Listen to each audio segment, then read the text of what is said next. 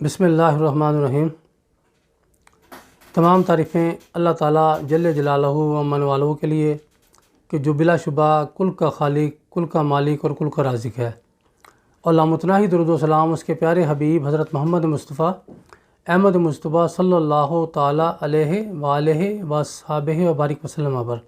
کہ جو بلا شبہ رحمت للعالمین ہے۔ الصلاۃ والسلام علیک یا سیدی یا رسول اللہ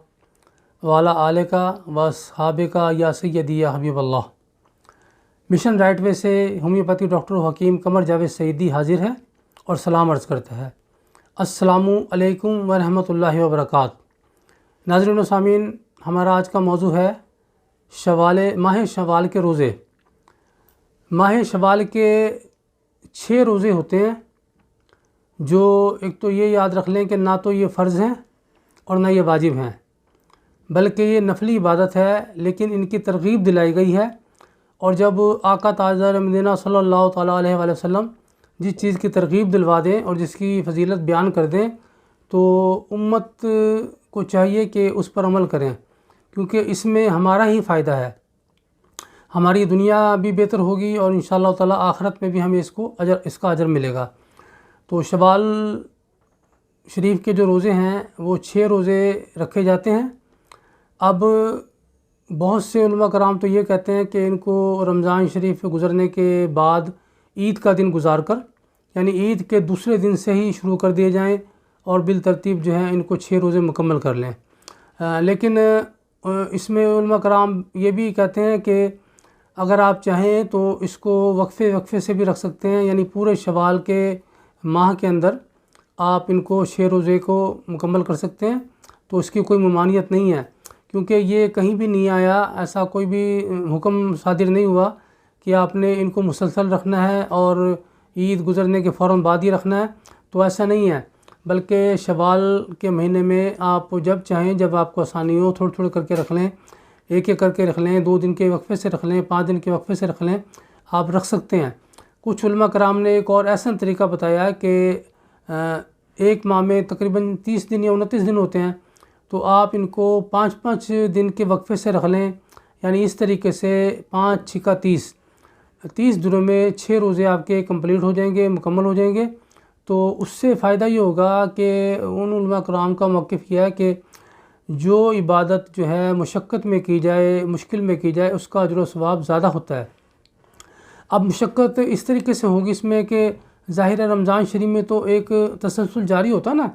تو روزانہ روزے رکھ رہے ہوتے ہیں، سحری کا بھی انتظام ہوتا ہے، افطاری کا بھی انتظام ہوتا ہے، خواتین بھی اس کے لیے الرٹ ہوتی ہیں، تیار ہوتی ہیں، وقت پہ اٹھتی ہیں اور جناب سحری تیار کرتی ہیں، سحری کرواتی ہیں اور جناب روزہ رکھا جاتا ہے اور پھر افطار کیا جاتا ہے۔ لیکن ظاہر ہے جب گیپ آ جاتا ہے نا تو پھر اٹھنا بھی بڑا مشکل ہوتا ہے اور سحری کی تیاری بھی بڑی مشکل ہوتی ہے، اور یعنی مشقت میں اپنے آپ کو ڈالا جاتا ہے۔ تو یہ مشقت میں ڈالنے والی جب عبادت ہوتی ہے نا تو اس کا کہتے ہیں اجر و ثواب زیادہ ملتا ہے۔ تو 5 دن کے وقفے سے آپ روزہ رکھ لیں، اس کی بھی بہت زیادہ فضیلت ہے، اور اگر آپ چاہیں تو شوال کے آخری دنوں میں بھی رکھ سکتے ہیں۔ حتیٰ کہ علماء کرام یہاں تک فرماتے ہیں کہ اگر آپ چاہیں تو سال میں اگلے رمضان شریف سے پہلے جب چاہے آپ شوال کے روزوں کی نیت کر کے آپ روزے رکھ سکتے ہیں اور آپ کو پورے سال کا روزوں کا ثواب ملے گا۔ لیکن ایسا طریقہ یہی ہے کہ آپ شوال کے مہینے کے اندر ہی 6 روزے اپنے مکمل کر لیں، اور اس طریقے سے نبی کریم صلی اللہ علیہ وسلم کے فرمان عالی شان کے مطابق جو شخص شوال کے 6 روزے کمپلیٹ کر لیتا ہے، مکمل کر لیتا ہے، اور رمضان شریف کے روزے بھی اس نے رکھے ہوتے ہیں، تو اس کو پورے سال کے روزوں کا ثواب ملتا ہے۔ یعنی ایسا سمجھ لیں کہ جیسے اس نے پورے سال روزے رکھ لیے، کیونکہ 10 کا تناسب ہوتا ہے، یعنی ایک روزے کا 10 روزے کے برابر رمضان شریف میں، کیونکہ ایک فرض کا ثواب جو ہے کم از کم 10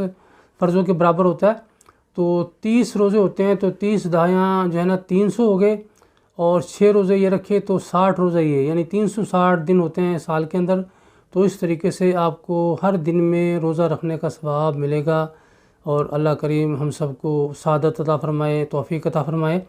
کہ ہم ایسن طریقے سے شوال کے روزے رکھ سکیں اور صحیح معنوں میں ان روزوں کی ادائیگی کر سکیں۔ اللہ کریم جیسے رمضان شریف میں ہم پر رحمت فرماتا ہے، ان روزوں کے لیے بھی ہمیں آسانی فرما دے اور رحمت فرما دے اور ہم بآسانی ان کو رکھ لیں۔ تو اسی کے ساتھ اجازت چاہتا ہوں،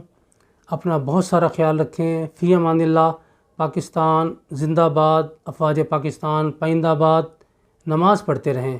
اپنے لیے، اپنی آخرت کے لیے۔